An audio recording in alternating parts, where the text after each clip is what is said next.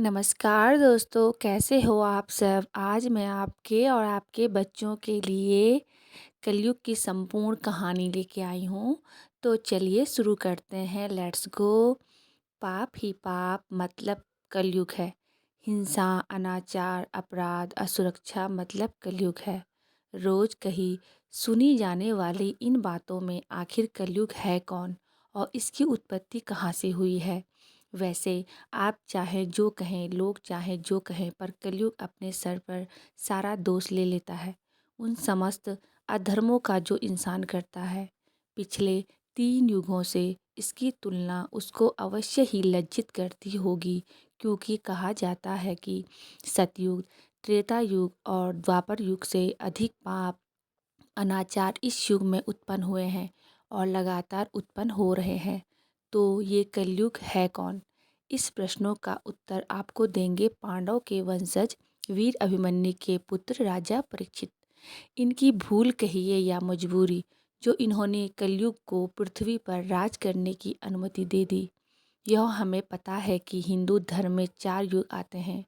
आइए इनकी कहानी से आगे बढ़ते हैं। पुराणों के अनुसार सतयुग में पृथ्वी पर केवल आत्माएं हुआ करती थी। संभवतः इसलिए इस युग को वर्ल्ड ऑफ सोल भी कहा गया है। इस युग में पाप था ही नहीं, पूर्णतः धर्म का युग था और यह इसी कारण भगवान को इस युग में अवतार लेने की जरूरत ही नहीं पड़ी। इसलिए सतयुग की सर्वाधिक 1,72,80,000 साल की उम्र मानी गई है। हालांकि इन जगहों पर आत्माओं की लंबाई, उम्र इत्यादि की बातें भी आती हैं, पर श्रीमद् भागवत गीता में यह सिद्धांत गलत हो जाता है, क्योंकि आत्मा कोई स्वरूप नहीं होती। बहरहाल इससे आगे चलते हैं तो सतयुग के बाद त्रेता युग आया। इस युग में थोड़े पाप जरूर बढ़े और उन सीमित पापों के नाश के लिए श्री राम का अवतार हुआ। त्रेता युग में भगवान राम अपने समस्त कर्मों को पूरा करके जीवित ही स्वर्ग की ओर प्रस्थान कर गए और उन्होंने बजरंगबली को आने वाले सभी युगों का जीवित रहने का आशीष दिया। थोड़ी मात्रा में पाप होने के कारण त्रेता युग की उम्र कुछ घटी। तत्पश्चात द्वापर युग आया। इस युग में तमाम पाप बढ़े। छल, प्रपंच, काम, क्रोध, शत्रुता आदि व्यसनों में काफ़ी बढ़ोतरी हुई। संभवतः इसलिए सतयुग और त्रेता युग में इसकी उम्र कम हुई। द्वापर युग में धर्म पर कठोर प्रहार किया गया और इसलिए भगवान श्री कृष्ण अपनी समस्त कलाओं के साथ धरती पर आए और पाप का नाश किया। अब बारी आती है कलयुग की, जिसमें धर्म के आखिरी छोर तक, समाप्ति की कगार तक पहुंचने की भविष्यवाणी हुई है। पाप चरम पर होगा तो लालच, हिंसा की कोई सीमा होगी और ऐसे में भगवान विष्णु कलि के अवतार प्रकट होंगे, ऐसी मान्यता है। महाभारत की समाप्ति के बाद महाराज युधिष्ठिर ने सारा राजपाट पुत्र परीक्षित को सौंप दिया और स्वयं पांचों पांडव द्रौपदी के साथ मोक्ष हेतु हिमालय की ओर प्रस्थान कर गए। परीक्षित एक सम्राट बनकर अपनी जिम्मेदारी को निभाने लगे। बताते हैं कि पांडव के हिमालय गमन के बाद माँ धरती व धर्म माता सरस्वती नदी के अलग अलग छोर पर क्रमशः गाय व बैल के रूप में बातें कर रहे थे। गाय रूपी धरती बेहद दुखी थी, तो धर्म रूपी बैल ने पूछा कि अब तो महाभारत के पश्चात चीख पुकार, हिंसा, नफरत समाप्त हो गया है, तो आप निराश क्यों हैं?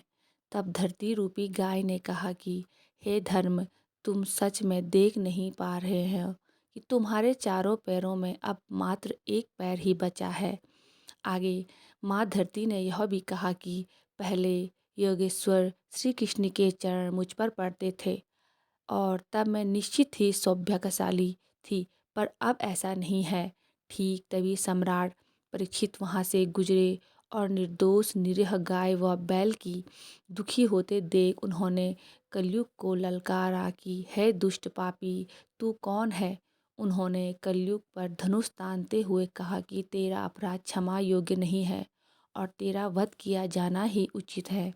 हालांकि परीक्षित बैल के रूप में धर्म को पहचान गए थे। उन्होंने धर्म से तत्काल पूछा कि यह कौन है, पर धर्म ने जवाब न दिया। तब राजा परीक्षित ने कहा कि धर्म को भली भांति जानने के पश्चात भी किसी के विषय में गलत न कहते हुए अपने ऊपर अत्याचार करने वालों का नाम तक नहीं बता रहे हैं। ठीक तभी कलयुग ने पैतरा बदला। वह सम्राट के पैरों में गिर गया। वो अपना परिचय दिया कि वह कलयुग है।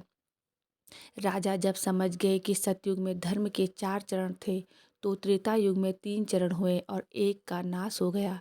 ऐसे ही द्वापर में 2 वो आज कलयुग में एक बचे हुए चरण को भी नुकसान पहुंचा दिया है। ऐसे में क्रोध में आकर सम्राट परीक्षित कलयुग का वध करने ही वाले थे कि कलयुग ने उनके पैर पकड़कर शरणागति मांग ली। सम्राट को कलयुग ने धर्म में ही बांध लिया, क्योंकि शरणागति को शरण न देना अधर्म ही माना जाता है। परंतु राजा परीक्षित बुद्धिमान भी थे और कलयुग से कहा कि अधर्म, अनाचार, पाप, झूठ, चोरी, डकैती, कपट, दरिद्रता, गरीबी इत्यादि तमाम दोषों का मूल कारण केवल तुम ही हो। इसलिए मैं तुम्हें अपने राज्य में वास करने नहीं दूंगा। कलयुग तब गिड़गिड़ाने लगा और राजा से उसने कहा कि सम्राट, आपका साम्राज्य तो संपूर्ण पृथ्वी पर ही है और अगर आप मुझे ऐसे निकालोगे तो मैं कहाँ जाऊँगा। मैं आपकी शरण में हूँ, इसलिए मुझे कोई निश्चित स्थान प्रदान करे। परीक्षित ने विचार किया और कहा कि जहाँ धूर्त, मदपान, पर स्त्रीगमन व हिंसा होती हो, वहाँ असत्य, मद, काम और क्रोध का निवास होता है, तो वहीं तेरा स्थान निश्चित करता हूँ। कलयुग ने फिर प्रार्थना की और कहा कि सिर्फ इतना स्थान मेरे लिए प्राप्त नहीं है। सम्राट उसकी चाल नहीं समझ सके और स्वर्ग में भी स्थान दे दिया। क्योंकि राजा परीक्षित संपूर्ण पृथ्वी के सम्राट थे, फिर माना जाता है कि शास्त्रों में युगों का आंकड़ा बताया है कि जिसके अनुसार मानव का एक मांस पितरों के एक दिन व रात के बराबर है, वह मनुष्य का एक वर्ष देवता के एक दिन व रात के समान बताया गया है। मतलब हम मनुष्य 30 वर्ष व्यतीत करते हैं, उसके बराबर देवताओं का एक मास होता है। महापुराणों की माने तो अभी पाप बहुत बढ़ेगा। जब कलयुग अपने चरम पर होगा, तब मात्र 5 वर्ष की उम्र में स्त्री गर्भवती हो जाएगी। वह वर्ष 16 वर्ष की उम्र में मनुष्य का बुढ़ापा आ जाएगा। वह अधिकतम 20 वर्ष की आयु तक उसकी आत्मा मृत्यु प्राप्त कर लेगी। इसमें इंसान के बौने होने जाने का वर्णन भी किया गया है। इतना ही नहीं, कलयुग का राज 50,000 साल पूरा होगा, तब मोक्षदायिनी गंगा सूख जाएगी और पाप से त्रस्त होकर भी वैकुंठ धाम चली जाएगी। आप जानकर हैरान हो जाएंगे कि मात्र 10,000 वर्ष पूरे होने पर धरती से देवी देवताओं का पलायन स्टार्ट हो जाएगा, क्योंकि कलयुग के पापों को यह सहन नहीं कर सकेंगे।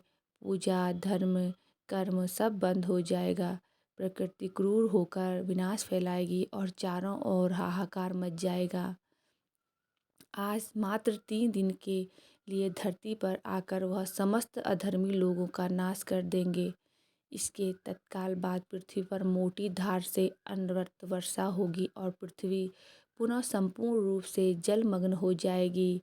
फिर प्रारंभ के बीच के समय को संधिकाल कहते हैं और संधिकाल के उपरांत पृथ्वी पर 12 सूर्य प्रकट होंगे।